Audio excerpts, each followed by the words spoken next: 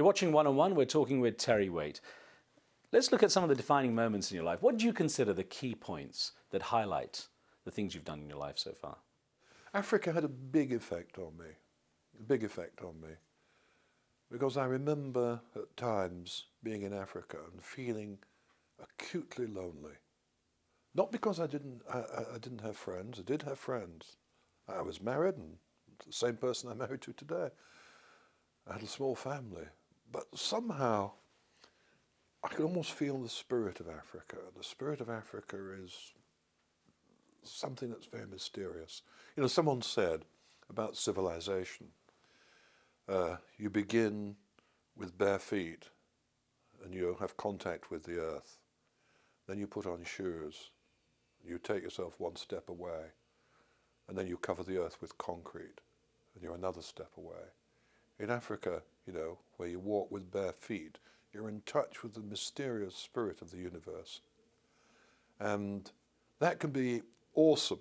And in some ways it can make you feel very insignificant and very lonely.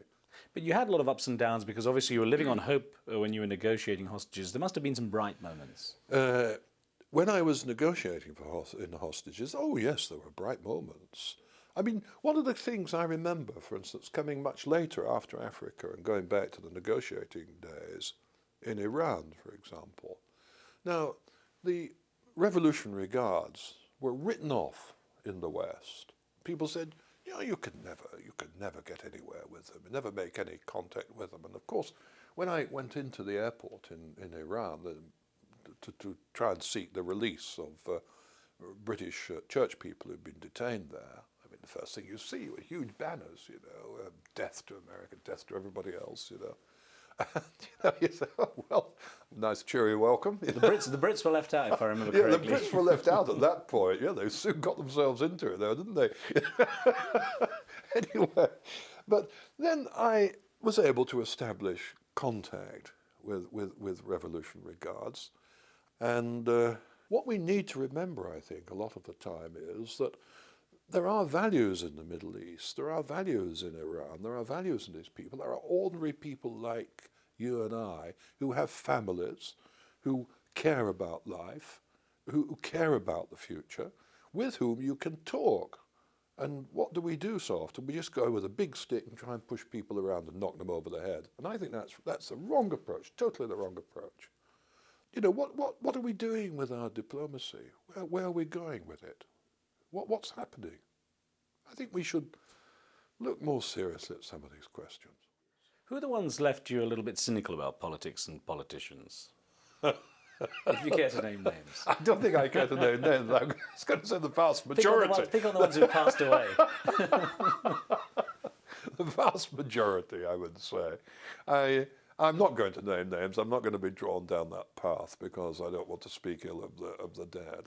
But honestly, you know, the shining stars, if I can put it like that, are really quite few and far between. How do you regard the media? I mean, you were very much a darling in the media in the 80s. Everything was, they were following you around everywhere. And of course, then you disappeared for 5 years and came back into the media, but you've sort of eased out a little bit. But how do you regard the way the media handles issues such as the main news stories? Do you see it as a positive force or a problematic force? Well, I've, again, at the time of this interview, I've just been watching American TV. It is a total, absolute nightmare. If you want my honest opinion. I mean, you suddenly just get into a news story and you get the first 3 sentences, and bang. I mean, I know this from old. Of course, it's not changed. It's probably got worse, actually. I still think we are pretty well served in the UK, although we're slipping. We're not as good as we were. We're pretty well served by the services that are offered by the visual media, and certainly by the broadcast media, radio. And in particular radio. Yes, and in particular the World Service. Although in some ways that's changed in ways that I'm not too happy about. I just think they've been premature in cutting out certain things. But having said that, BBC World Service, of course, was a lifeline for you, especially in the later stages of your captivity. Well, it was. I mean, Terry Anderson had a radio next door and I didn't. And after 3 years, I tapped on the wall for 3 years, you see, to get a message across. I tapped my name out. You can't use Morse code on a wall, so I had to use that laborious 1 for A, 2 for B. So then you regret your name's Terry Waite, you know, it's a long, long way down the alphabet. And after 3 years, I got the taps coming back, and it was Terry Anderson, Brian Keenan, and John McCarthy. They were all there. And I got those 3 names. And then they used to tap the news of the day. And I got the first news of my family. I got the news of the fall of the Berlin Wall. I got the news of the end of apartheid. I got the news that my Archbishop of Canterbury, he'd retired. All came through all at once. And it was amazing. And eventually I did get a radio, a small $10 radio. I was terrified because I thought, when the battery runs down, they'll never replace it. They did. They did replace it. And that was a lifeline. And my cousin, who's a broadcaster, John, he would broadcast occasionally, and I'd hear his voice and I'd get messages indirectly from him. You've used the power of radio in one of your projects to get the children of Africa and the youth of Africa educated using radio. Yeah, well, the Free Play Foundation, of which I'm a trustee, Free Play Radio is a radio that you can wind up so it can be used at night, and in the daytime it has a solar panel. And ideal. And in Zambia, we have a program whereby this little radio goes out to the bush areas where there are no teachers. Teachers have died of AIDS or they're not there. A village elder will gather children round a tree.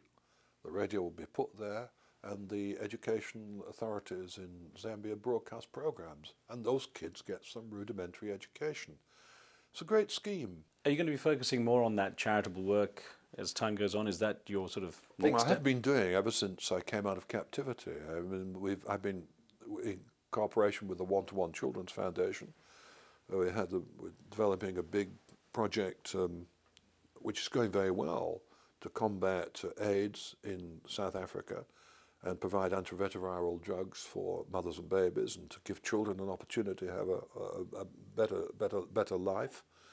Through Waite, an organisation I founded 20-odd years ago, we have a great deal of work throughout Palestine with young people who've been victims of warfare.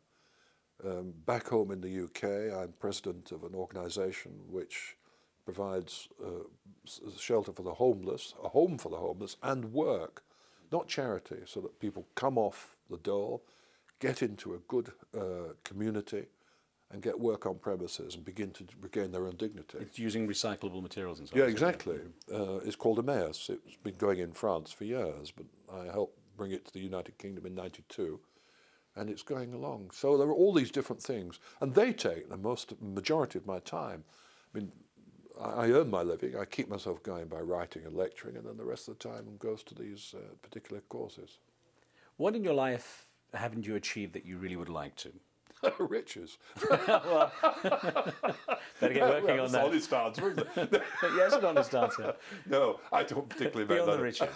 No, yes, I don't make that a goal. I really don't. I mean, I'm very fortunate insofar as I can maintain myself and my family, and superbly fortunate when you consider so many other people in the world.